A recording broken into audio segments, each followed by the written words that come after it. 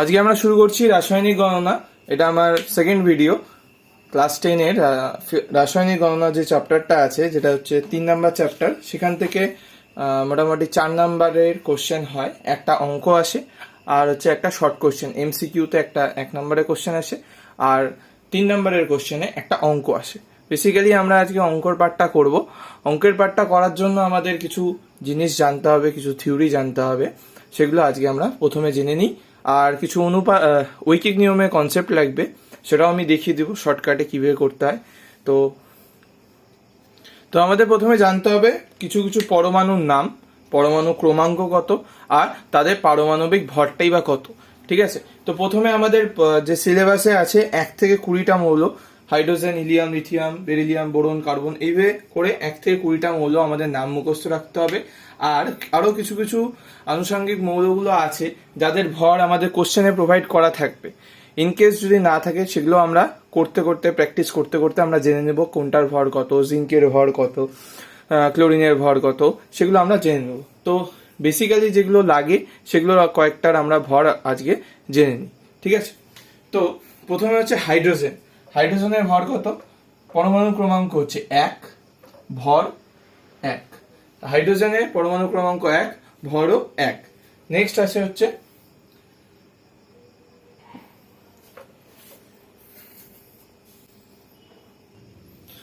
তো হাইড্রোজেন গেল প্রথমে, তারপরে হচ্ছে কার্বন। কার্বনের পরমাণু ক্রমাঙ্ক হচ্ছে 6, পারমাণবিক ভর 12। নাইট্রোজেন পরমাণু ক্রমাঙ্ক 7, ভর 14। দেখা গেল যে এই দুটোর ক্ষেত্রে ঠিক তার ডবলটা হচ্ছে পারমাণবিক ভর। পারমাণবিক ভর মানে ওই মলিকুলসটার বা ওই অ্যাটমটার, যে কার্বন ডাই অক্সাইডটা বা কার্বনটা, সেটার ভরটা কত। ঠিক আছে, এক মৌলের ভর কত। ঠিক আছে, তারপরে নাইট্রোজেন, অক্সিজেন। অক্সিজেনের পরমাণু ক্রমাঙ্ক 8, ভর 16। সোডিয়াম পরমাণু ক্রমাঙ্ক 11, ভর 23। এখানে একটু বেশি হয়ে যাচ্ছে, কারণ সোডিয়ামের পরমাণু ক্রমাঙ্কটা হচ্ছে 11 পয়েন্ট সামথিং। তো ওটাকে যখন আমরা 2 দিয়ে মাল্টিপ্লাই করব, তখন 22.87 বা 57 চলে যায়। তাই আমরা ওটাকে রাউন্ড ফিগারে 23 ধরে নিই। ঠিক আছে, তারপরে হচ্ছে সালফার, যার পরমাণু ক্রমাঙ্ক 16, 32। ঠিক আছে, তারপরে আছে ক্লোরিন, এখানে লিখছি ক্লোরিন 17, তাই আমরা ওটাকে রাউন্ড ফিগারে 23 ধরে নিই। ঠিক আছে, তারপরে হচ্ছে সালফার, যার পরমাণু ক্রমাঙ্ক 16, 32। ঠিক আছে, তারপরে আছে ক্লোরিন, এখানে লিখছি ক্লোরিন 17, ভর হচ্ছে 35.5। ঠিক আছে, ক্যালসিয়াম পরমাণু ক্রমাঙ্ক 20, ভর হচ্ছে 40। এই কটা আপাতত জানলেই হয়ে যাবে। এগুলো দিয়ে কিভাবে একটা পরমাণুর ভর বের করব সেটা আমরা এখন দেখব। ঠিক আছে, তো প্রথমত এগুলো আমাদের মুখস্থ করতে হবে ভালো মতো। ক্লোরিনের ভর কত, ক্যালসিয়ামের ভর কত 40, নাইট্রোজেনের ভর কত 14, অক্সিজেনের ভর কত 16। এগুলো দিয়ে আমাদের কিন্তু পরবর্তীকালে অঙ্ক করতে হবে। ঠিক আছে, এবার একটু আগে আমরা যেটা করলাম সেটার উপর বেস করে আমরা জলের ভর বের করব। জলের ভর কি করে বের করব? এখানে হাইড্রোজেন পরমাণু কটা আছে? 2টা আছে, আর অক্সিজেন পরমাণু আছে 1টা। তো হাইড্রোজেন 2টো আছে, একটা হাইড্রোজেনের ভর কত? 1। তো 2টো হাইড্রোজেনের ভর 2 × 1। ঠিক আছে, প্লাস অক্সিজেন, একটা অক্সিজেনের ভর কত? 16। তাহলে 2 + 16 = 18। তাহলে একটা জলের মলিকুলের ভর হলো 18। ঠিক আছে, সিমিলারলি যদি আমরা বের করতে চাই HNO3, নাইট্রিক অ্যাসিড। নাইট্রিক অ্যাসিডে 3টে কম্পাউন্ড আছে। 3টে কম্পাউন্ডে আমরা কি করে বের করব? হাইড্রোজেন কটা আছে? একটা, +1 প্লাস নাইট্রোজেন আছে একটা নাইট্রোজেনের ভর হচ্ছে 14। অক্সিজেন আছে 3টা, অক্সিজেনে একটা অক্সিজেনের ভর 16, 3টা অক্সিজেনের ভর 3 × 16 48, 3 দিয়ে গুণ করতে হবে। তো 1 × 8 = 14, 15 আর 48, 8 × 5 = 3, 53। তাহলে একটা নাইট্রিক অ্যাসিডের অণুর ভর হবে 53। সিমিলারলি আমরা এইভাবে H2SO4, HCl, NaCl এগুলো সবগুলো আমরা বের করে নিতে পারবো। ঠিক আছে, সেম ভাবে প্রত্যেকটার ভর আমি আগে লিখিয়ে দিলাম। তো প্রত্যেকটার ভর বের করে মিডিলে যখন একটা মলিকুল শেষ হবে তার মিডিলে হবে প্লাস, আর যতগুলো হবে তাদের গুণ করতে হবে। যতগুলো মলিকুলস থাকবে, যতগুলো অণু থাকবে, সে ততগুলো গুণ করতে হবে। তাহলে বোঝা গেল। এবার হচ্ছে আমরা করব হচ্ছে কিছু ঐকিক নিয়মের কনসেপ্ট। ঐকিক নিয়মে আমরা দুটো সম্পর্ক জানি, একটা হচ্ছে সরল সম্পর্ক আর একটা হচ্ছে ব্যস্ত সম্পর্ক। সরল সম্পর্কের ক্ষেত্রে কি হয়, হিসাবে তার মিডিলে হবে প্লাস, আর যতগুলো হবে তাদের গুণ করতে হবে। যতগুলো মলিকুলস থাকবে, যতগুলো অণু থাকবে, সে ততগুলো গুণ করতে হবে।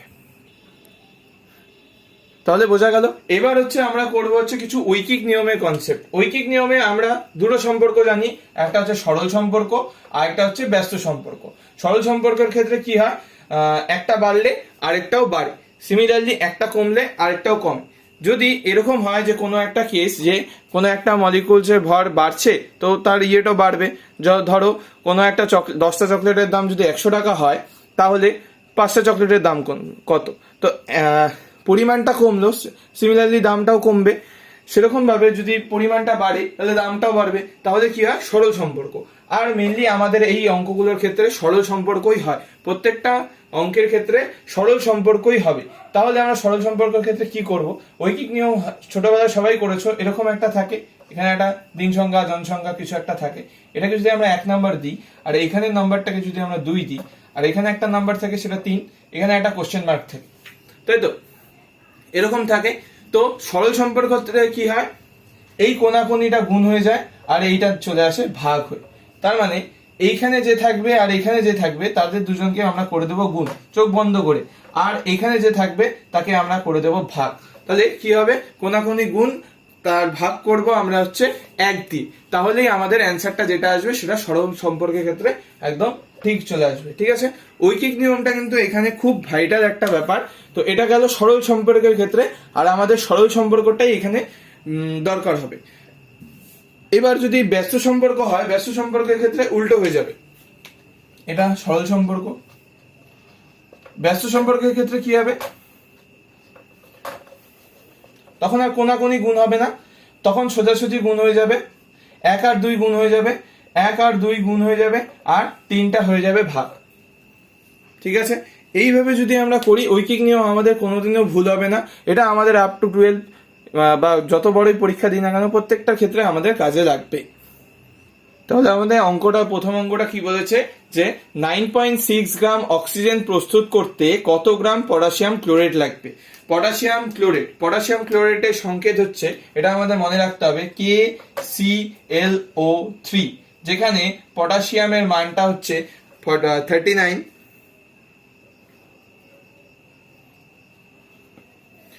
পটাশিয়ামের মানটা হচ্ছে 39, আর হচ্ছে Cl এর মানটা হচ্ছে 35.5। তো আমাদের প্রথমে আগে বিক্রিয়াটা জানতে হবে, কিভাবে পটাশিয়াম ক্লোরাইড সরল সম্পর্কটাই এখানে দরকার হবে। এবার যদি ব্যস্ত সম্পর্ক হয়, ব্যস্ত সম্পর্কের ক্ষেত্রে উল্টো হয়ে যাবে। এটা সরল সম্পর্ক, ব্যস্ত সম্পর্কের ক্ষেত্রে কি হবে, তখন আর কোনাকুনি গুণ হবে না, তখন সোজাসুজি গুণ হয়ে যাবে। 1 আর 2 গুণ হয়ে যাবে, 1 আর 2 গুণ হয়ে যাবে, আর 3টা হয়ে যাবে ভাগ।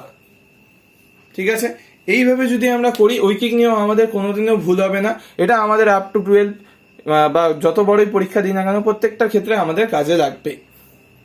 তাহলে আমাদের প্রথম অঙ্কটা কি বলেছে, যে 9.6 গ্রাম অক্সিজেন প্রস্তুত করতে কত গ্রাম পটাশিয়াম ক্লোরেট লাগবে। পটাশিয়াম ক্লোরেটের সংকেত হচ্ছে, এটা আমাদের মনে রাখতে হবে, KClO3, যেখানে পটাশিয়ামের মানটা হচ্ছে 39,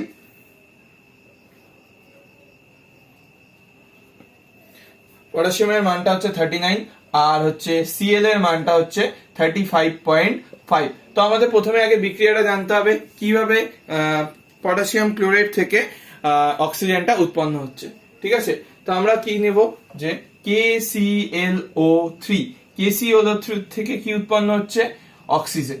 আর কি উৎপন্ন হচ্ছে, কেসিএলটা অক্সিজেনটা চলে যাচ্ছে বেরিয়ে, আর কেসিএলটা পড়ে থাকছে, কেসিএল। ঠিক আছে, এবার আমাদের ব্যালেন্স করতে হবে। দেখো এখানে 3টে অক্সিজেন ছিল, এখানে 2টো, এখানে তো মেলেনি, তাহলে আমাদের কি করতে হবে, এখানে একটা 3 দিয়ে গুণ করতে হবে, এখানে একটা 2 দিয়ে গুণ করতে হবে। তাহলে এখন দেখো 3 দুগুণী 6, 3 দুগুণী 6। ঠিক আছে, এইবার এখানে আবার 2 কেসিএল হয়ে গেছে। 2 কেসিএল হয়ে গেলে এখানে আমাদের একটা 2 দিয়ে ব্যালেন্সটা ফিল আপ করতে হবে। ঠিক আছে, এইবার আমরা কেসিএল ও 3 এই যে পারমাণবিক ভরটা সেটা আমরা বের করব।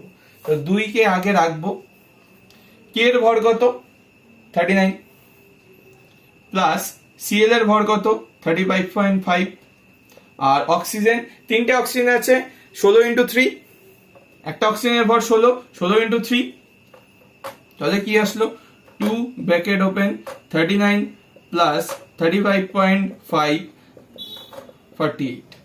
ঠিক আছে, এবার এটা চাইলে আমরা 2 দিয়ে গুণ করে দিতে পারি, এটা প্লাস করে আসবে হচ্ছে 11 প্লাস করে 2 × 1225 1225। এটাকে যদি আমি 2 দিয়ে মাল্টিপ্লাই করি চলে আসবে আমার 245। তাহলে 245 গ্রাম 245 গ্রাম KClO3 থেকে অক্সিজেন ছিল, এখানে 2টো, এখানে তো মেলেনি, তাহলে আমাদের কি করতে হবে, এখানে একটা 3 দিয়ে গুণ করতে হবে, এখানে একটা 2 দিয়ে গুণ করতে হবে। তাহলে এখন দেখো 3 দুগুণী 6, 3 দুগুণী 6। ঠিক আছে, এইবার এখানে আবার 2 KCl হয়ে গেছে। 2 KCl হয়ে গেলে এখানে আমাদের একটা 2 দিয়ে ব্যালেন্সটা ফিল আপ করতে হবে। ঠিক আছে, এইবার আমরা KClO3 এই যে পারমাণবিক ভরটা সেটা আমরা বের করব। তো 2 কে আগে রাখবো, কে এর ভর কত 39, প্লাস সিএল এর ভর কত 35.5, আর অক্সিজেন 3টে অক্সিজেন আছে 16 × 3, একটা অক্সিজেনের ভর 16, 16 × 3, তাহলে কি আসলো 2 ব্র্যাকেট ওপেন 39 প্লাস 35.5 48।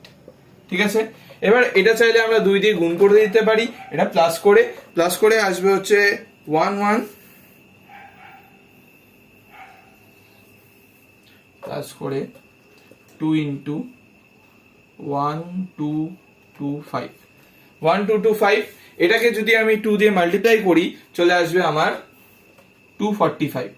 তাহলে 245 গ্রাম 245 গ্রাম KClO3 থেকে কত গ্রাম অক্সিজেন উৎপন্ন হচ্ছে, 3 × 16 × 2, কারণ হচ্ছে অক্সিজেন 2টো আছে, তার আগে আবার 3 আছে, 3 দিয়ে মাল্টিপ্লাই করব, তাহলে কি হবে, এটা 3 × 48, 48 × 2 96 গ্রাম।